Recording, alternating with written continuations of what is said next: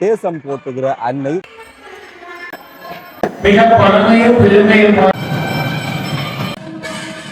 தெல்லூர் துர்காதேவிக்கு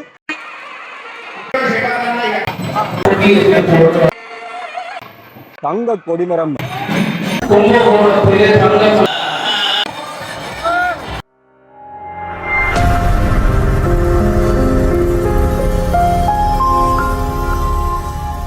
காங்கேசன்புர வீதியால் வரைக்கில் இந்த பெரிய கோபுரம் ஒன்று வரவேற்கும் நிலை. அதே மாதிரி தான் இந்த பக்கமும் அழகான இந்த கம்பீரமான கோபுரங்கள் இருக்கும். இப்போ நாங்கள் எங்கே வந்துருக்கோம்னு சொன்னால் தேசம் போட்டுகிற அன்னை தெல்லூர் துர்காதேவிக்கு இன்றைய நாளில் கொடியேற்றம். 2026ஆம் ஆண்டு மகோற்சவத்தினுடைய பல்வேறுபட்ட சிறப்பான விஷயங்கள். இன்னைக்கு தங்க கொடிமரம் காத்திருக்கிறது. அந்த கொடிமரத்தில் கொடியேறுகிற அற்புதமான காட்சி. காலை 10 மணிக்கு இந்த கொடியேற்றம். அன்றைக்கு சன்னதி போட்டிருக்கேன். இப்போ திருவிழா எல்லாமே நெருக்கமாக வந்துட்டு சன்னதி, அடுத்தது அம்பாள் கொடியேற போகிறாள். நாளை மறுதினம் நல்லூர் கந்தன் கொடியேறுகிற அந்த அற்புதமான காட்சி என்று சொல்லி இந்த மாதம், இந்த வாரம், இந்த நாட்கள் எல்லாமே மிக மிக பக்தி பூர்வமாக இருக்கும். அதை விட இந்த கோவில் ஒரு ஆலயம், அறப்பணி சேகர நிலையமாக எப்படியெல்லாம் இருக்க வேண்டும் என்றதுக்கு இந்த கோவிலில் மிகப்பெரிய சாட்சி. ஏராளமான விஷயங்கள் இருக்கிறது. எல்லாவற்றையும் சேர்த்து பதிவு செய்கிறேன். இன்றைய நாள் நடக்கக்கூடிய கொடியேற்றத்தினுடைய முக்கியமான காட்சிகள், ஏழுமன் அதனுடைய வரலாறுகள், ஏனைய விஷயங்கள்லாம் சேர்த்து பதிவு செய்கிறேன். இன்னைக்கு பூசை ஆரம்பமாக போகிறது. வர்ற வழி காங்கேசந்துறை வீதி எப்படி இருக்குன்னு சொல்லி பார்த்துட்டு அதுக்கு பிறகு உள்ளுக்கு நடக்கக்கூடிய அந்த விஷயங்கள் எல்லாத்தையுமே பார்க்கலாம். ஃபேஸ்புக்கில் பார்க்குறீங்கன்னு சொன்னால் ஃபாலோ செய்து பாருங்க. யூடியூப்பில் பார்க்குறீங்கன்னு சொன்னால் சேனலை சப்ஸ்கிரைப் செய்து போட்டு பக்கத்தில் இருக்கக்கூடிய பெல் ஐகானை கிளிக் செய்யுங்க. அப்போ தான் தொடர்ந்து பதிவிடக்கூடிய காணொலிகள் உங்களுக்கு வரும். இந்த கோவில், இந்த மகோற்சவம் உங்களுடைய கருத்துக்களை சொல்லுங்கள். 4 பேர் இந்த காணொலியை பார்த்து அம்பாளுடைய அருளை பெற வேண்டும் என்று நினைச்சீங்கன்னு சொன்னால் மறக்காமல் இந்த காணொலியையும் பகிர்ந்து வையுங்க.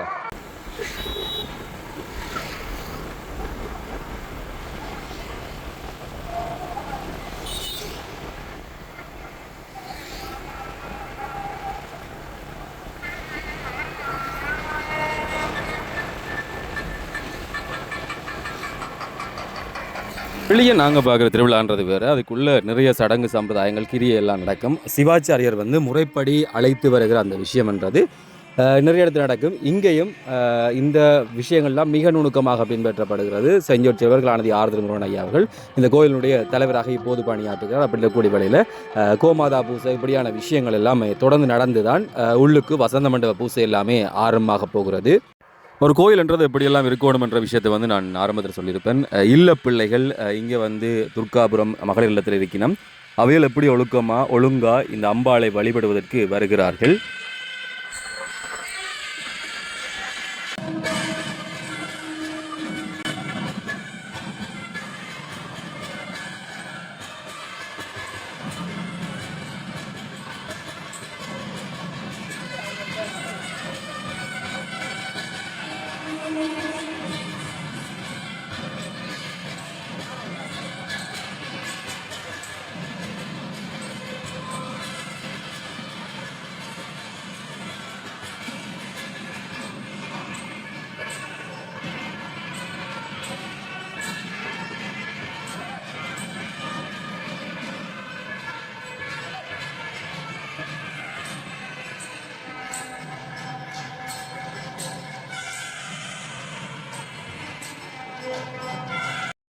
வசந்த மண்டப பூசை எல்லாமே முடிந்து இதுக்கு பிறகு கொடிச்சியில் வீதி வெள்ளமாக எடுத்து வரப்படும். அதுக்கு பிறகு தான் கொடியேற்ற உற்சவம் தொடர்ந்து வர்ற அந்த அற்புதமான பக்தி பூர்வமான காட்சிகளை பாருங்கள். யார் யாரெல்லாம் இந்த முறை இந்த திருவிழா தவறுறீங்க, துக்கைமங்கலனோட ஞாபகம் வரக்கூடிய விஷயங்கள், அம்பாளுடைய புதுமைகளை மறக்காம கீழே கருத்துக்களாக சொல்லி வைங்க.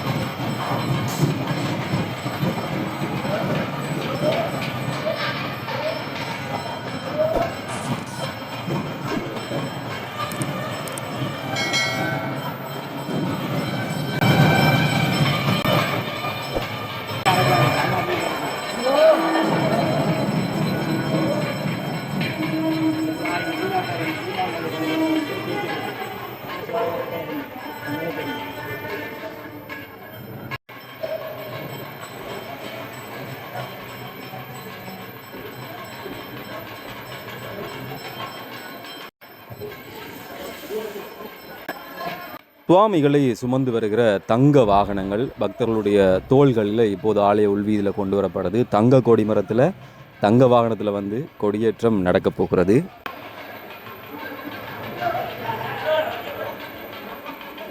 இன்னைக்கு வரைக்கும் சமைக்க பார்த்தேன்.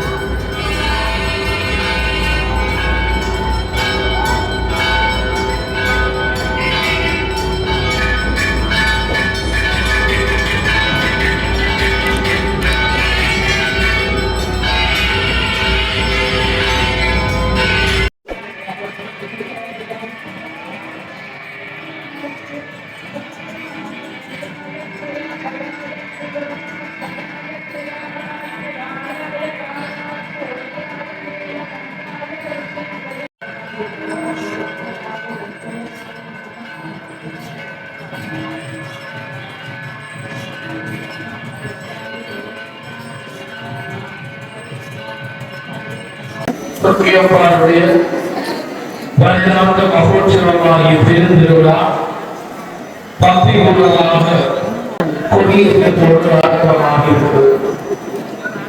அவருடைய திருவிழாவில் சரியாக 10 மணிக்கு கொடியேற்றப்பட்டு இப்பொழுது ஸ்தாபாபிஷேகங்கள் நடைபெற்று அம்பாள் விநாயகர் பெருமான் முருகன் பெருமான் சந்தேசதியோடு வீதியில் வருகின்ற நிகழ்ச்சி நடப்பது.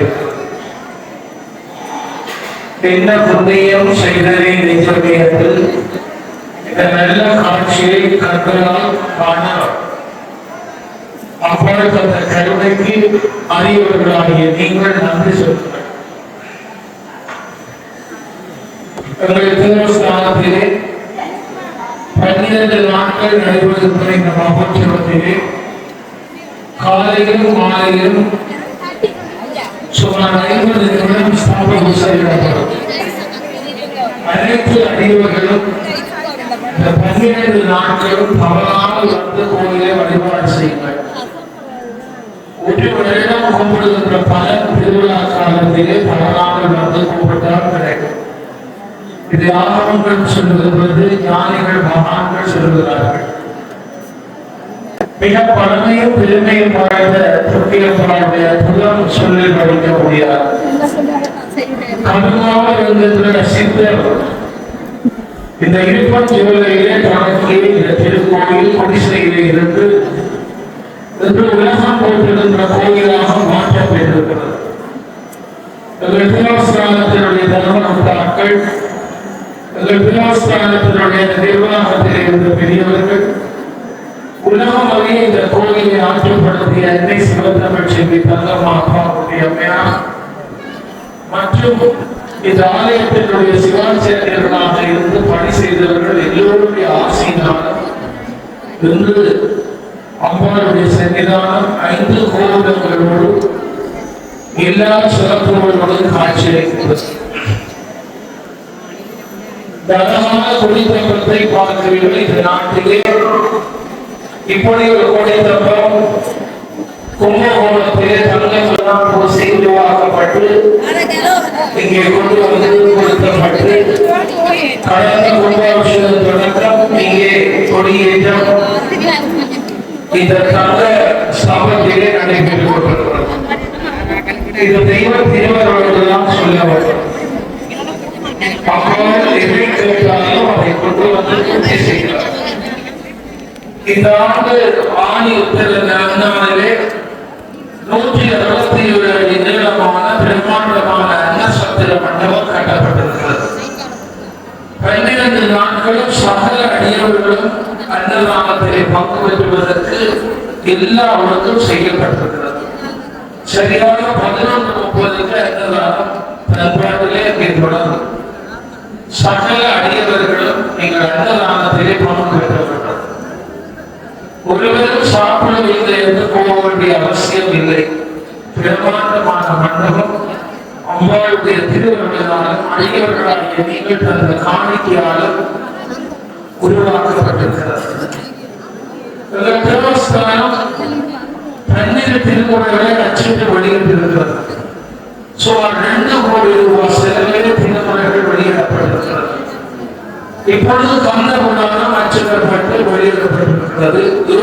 6 பாகங்கள் வெளியிடப்பட்டிருக்கிறது. இந்த திருமுறை புத்தகங்கள் அத்தனைக்கும் ஒரு குடும்பத்தவர்கள் நிதி தந்து நமக்கு உதவி இருக்கிறார்கள்.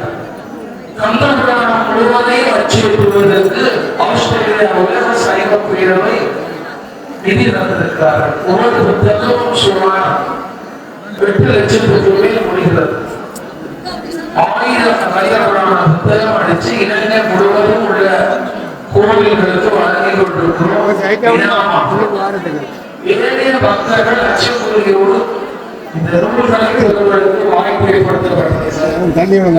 இலங்கையிலே ஒரே ஒரு கோவில் 12 திருமுறையை அச்சிட்டிருக்கிறவர்கள் தேவஸ்தானம் என்ன தேவையோ அந்த பணியை நாம் செய்கிறோம். தேவஸ்தானத்தினுடைய மகளிர் பிள்ளைகள் சிறப்பான பல்கலைக்கழக செய்கிறார்கள். இந்த ஆண்டு மாணவர்களுக்கு விஞ்ஞான துறையில் பல்கலைக்கழக அனுமதி கிடைக்கிறது. அதே நேரத்திலே இப்போது மாதந்தோறும் நிறைவு செவ்வாய்க்கிழமை என்று இலவச வைத்திய முகாம் துர்காதேவி யாத்திரையர் விடுதியிலே நடைபெறுகிறது. யாழ்ப்பாண போதனா வைத்தியசாலை வைத்திய நிபுணர்கள் தங்களுடைய நேரத்தை ஒதுக்கி எந்த விதமான நிதியும் போடாமல் இங்கே இலவச சிகிச்சை செய்கிறார்கள். தேவஸ்தானம் எந்த வகையில் பொதுமக்களுக்கு உதவ முடியுமோ அத்தனையும் ஆதரவற்ற பெண் தலைமைத்துவ குடும்பங்கள், கண் பார்வையற்ற தலைமைத்துவ குடும்பங்கள் மாதந்தோறும் அவர்களுக்கு நிதி உதவி செய்வதோடு பல்கலைக்கழகத்திலே படிக்கின்ற ஏழை மாணவர்களுக்கு மாதாந்திர உதவி படம் இத்தகைய பணிகள் நடைபெறுகிறது. அன்னதானத்திற்கு சிறந்த ஆவணி மாதம் பிடிஎஸ்சி திட்டம் ஒன்று உருவாக்கி அவ்வாறுடைய திருவருளாலே நாங்கள் ஒரு சிறந்த அரிசி இப்பொழுது காசுக்கு வாங்குவதில்லை. பக்தர்களை கொண்டு வந்து முன்னாடி வைத்திருக்கிற பாத்திரத்திலே அரிசியை நிரப்புகிறார்கள். எனவே இங்க வந்திருக்கிற அடியவர்கள் எல்லாரும் உங்களுடைய வீட்டிலே இருந்து ஒரு புதிய அரிசி கொண்டு வந்து கொடுங்க. அது மகா புண்ணியம்.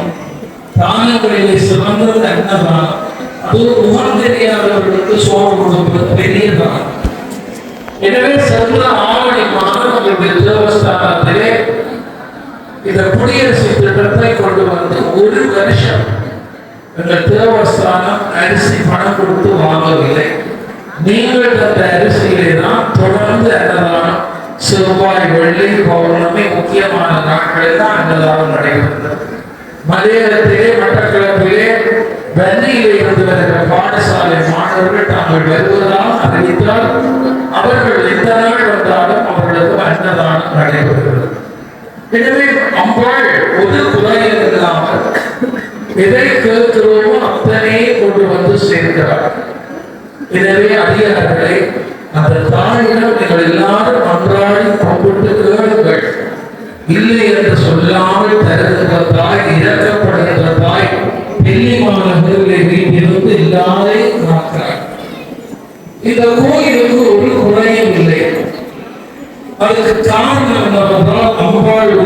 திருவள்ளுவர் சிவாச்சாரியர்கள் மிக பயபக்தியாக கடமையாற்றுகிறார்கள். எங்கள் பணியாளர்கள் கடமையாற்றுகிறார்கள்.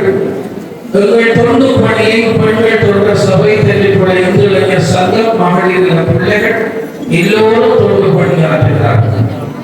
எனவே இந்த ஆலயம் புனிதமாக இருப்பதற்கும் தெய்வீகமாக இருப்பதற்கும் எல்லா சிறப்புகளுக்கும் காரணமாக அடியவர்களாகிய நீங்கள் இருக்கிறீர்கள்.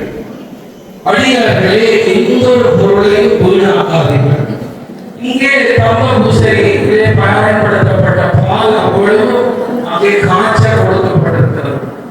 அடியவர்களுக்கு கொடுப்பதற்கு அங்கே கொண்டு போய் தயிர் வைக்கப்பட்டு அன்னதானத்தை கொடுப்பதற்கு எந்த ஒரு பொருளையும் வீண் விரயம் செய்யக்கூடாது. அதுதான் மிக முக்கியம். அடியார்களே, தண்ணீரை வீணாக்காதீர்கள். எத்தனையோ நாடுகளிலே தண்ணீர் தட்டுப்பாடு ஏற்பட்டிருக்கிறது. இங்கேயும் விஞ்ஞானிகளும் எச்சரிக்கை செய்கிறார்கள். இந்த மண்ணில் தண்ணீருக்கு தட்டுப்பாடு விரைவிலே வரலாம். கங்கை என்றாலே அன்னை தான். கங்கை, யமுனை, கோதாவரி, பவானி, நர்மதா, காவேரி, எத்தனை நதிகள் இருந்தாலும் அத்தனைக்கும் அன்னை பராசக்தியினுடைய பெயர்கள் தான். எனவே எல்லாருக்கும் தண்ணீர் கிடைக்க வேண்டும், கும்பிடுங்கள். எல்லாரையும் தெய்வம் காப்பாற்ற வேண்டும், கும்பிடுங்கள். எதையும் வீண் விரயமாக்காதீர்கள், தண்ணீரை வீண் விரயமாக்காதீர்கள். ஒரு நாளும் சாப்பாட்டை கொட்டாதீர்கள். அது எங்களுக்கு இப்பொழுது தெரிவதில்லை. எல்லா ஞானிகளும் சித்தர்களும் சொல்லி இருக்கிறார்கள், யார் உணவை கொட்டுகிறார்களோ அவர்கள் ஏதோ ஒரு புறப்படுத்து உணவுக்கு அடைகிறார்கள்.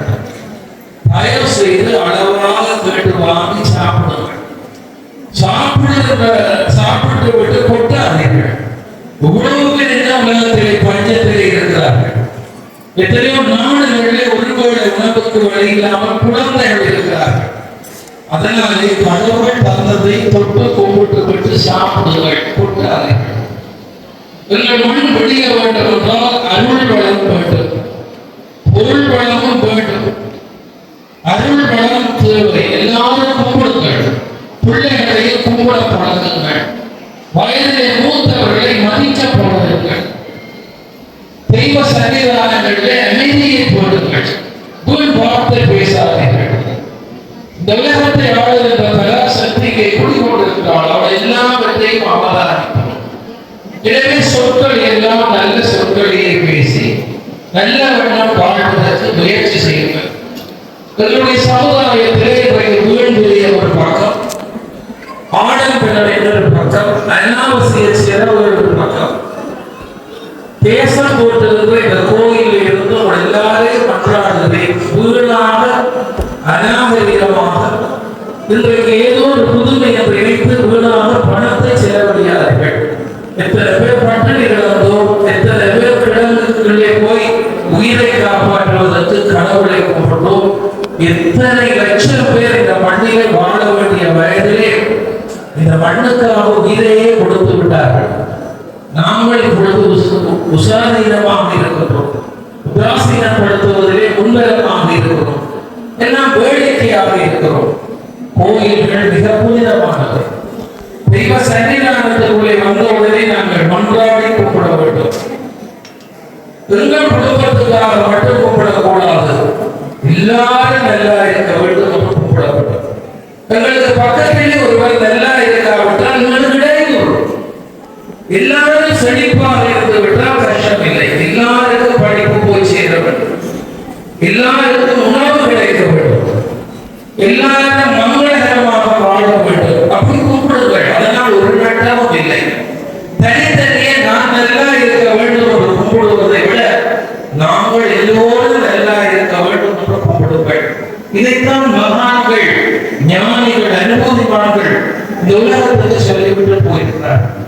எனவே 12 நாட்களும் அவள் வெவ்வேறு அலங்காரத்தோடு அழகாக வீதி வலம் வருவார். வேலைக்கு போகிறவர்கள் மாலை திருவிழாவுக்கு பிள்ளைகளை கூட்டிக் கொண்டு வாருங்கள். இங்கே திருமுறை திருவிழா இருக்கிறது. திருமுறையோடு வீதி வலம் வருவது. அன்றைய திருமுறையுடைய குழந்தைகளை எல்லாம் நாயன்மார்களாக அலங்கரித்து கொண்டு வந்து வீதியிலே விடுங்கள். திருமுறை திருவிழா யாருடைய உங்களுடைய குழந்தைகளை அலங்காரம் செய்து அருளாளர் போல கொண்டு வந்து விடுங்கள். முப்பெரும் தேவையர்களாக இருக்கின்றது. உங்களுடைய பிள்ளைகளை சரஸ்வதியாக, லட்சுமியாக, துர்க்கையாக அலங்காரம் செய்து கொண்டு வந்து வீதியில் விடுங்கள். சின்ன வயதிலேயே அவர்களை தெய்வங்களோடு இணைப்பதற்கு முயற்சி செய்யுங்கள். எனவே இந்த திருவிழாக்களை தவற விடாதீர்கள். ஒவ்வொரு நாளும் வித்தியாசமாக நடைபெறுகின்ற இந்த விழாக்களிலே கூட்டம் கூட்டமாக பெருந்திரளாக வர வேண்டும். இன்றைக்கு வேடிக்கை நிகழ்ச்சிகளுக்கு கூட்டம் கூட்டமாக போய் முண்டியடிக்கிறார்கள்.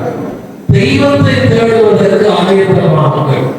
அருளை பெருக்குவதற்கு ஆயத்தமாகுங்கள். பொருள் நிறைய இருந்தாலும் அருள் இல்லை என்றால் அனுபவிக்க முடியாது. எனவே தான் எல்லாரையும் பார்த்து கேட்பது, எல்லாரும் எல்லா வளங்களோடும் நீங்கள் இருக்க வேண்டும். ஒன்றையும் வீணாக்காதீர்கள். அருளை செலுத்துங்கள். சேமிப்பிலே பணம் மட்டுமல்ல, திருவருளை சேமியுங்கள். உங்கள் குழந்தைகளை மிக பக்குவமாக வளர்த்துக் கொள்ளுங்கள். இந்த நாட்டிலே எத்தனை எத்தனை கஷ்டம், குழந்தைகள் இளைய தலைமுறை பற்றி ஏற்றம் இருக்கின்றது. அந்த பிள்ளைகளை ஆத்மீகம் சார்ந்தவர்களாக வளர்த்தெடுங்கள். எனவே எல்லாம் இல்லை சரி துர்காதேவியுடைய முதல் நாள் கொடியேற்றத்திலே கூடியிருக்கின்ற வார்த்தைகளே, அம்பாள் ஒரு குறையும் விட மாட்டாள், எல்லாரையும் காப்பாற்றுவாள், அழுது மன்றாடி கும்பிடுங்கள், கேட்டதெல்லாம் தருவாள். அவள் இந்த தெளிவா நகரிலே வீட்டிலிருந்து எவர் கண்ணீரோடு வந்தாலும் அவளுக்கு பதில் சொல்லி கவலைப்படாமல் அனுப்புவாள். எத்தனை பேர் குழந்தை செல்வம் கேட்டு குழந்தைகளை கொண்டு வந்து கிடத்துகிறார்கள். எத்தனை பேர் தாலி வேடம் கேட்டு பொட்டு தாலி செய்து செய்து அவளுக்கு தினமும் சாப்பிடுகிறார்கள். ஒரு வருஷத்துக்குள்ளே கணவனோடு வந்து நேர்த்தியை நிறைவேற்றுகிறார்கள். நோய்களை விரட்டுகின்ற தாயிடம் வந்து முறையிடுகிறார்கள். எல்லாரும் இந்த தாயினுடைய அற்புதத்தை அனுபவித்து வந்து சொல்லுவார்கள். என்ன அதிசயம்! எனவே நாங்கள் ஆச்சரியப்படுவோம். இப்பொழுது சிங்கள மக்கள் கூட இந்த அம்பாளுக்கு வந்து நேர்த்திகள் வைத்து இந்த அம்பாளை கும்பிட்டவர்களுக்கு பலன் கிடைத்திருக்கிறது சில நேரம் வந்து சொல்லுவார்கள். அந்த அளவுக்கு எங்கும் அமைந்த தெய்வமாக இருக்கின்ற துர்க்கை அம்பாளை இந்த மகோற்சவ காலத்திலே நீங்கள் எல்லாம் அன்றாடங்களுக்கு கேட்டு அனைத்து அடியவர்களும் அன்ன சத்திரத்துக்கு சென்று அன்னதானத்தை பங்கு பெற்ற வேண்டும். இங்கே இந்த அபிஷேகங்களுக்குரிய திரவியங்களை கொண்டு வந்து நீங்கள்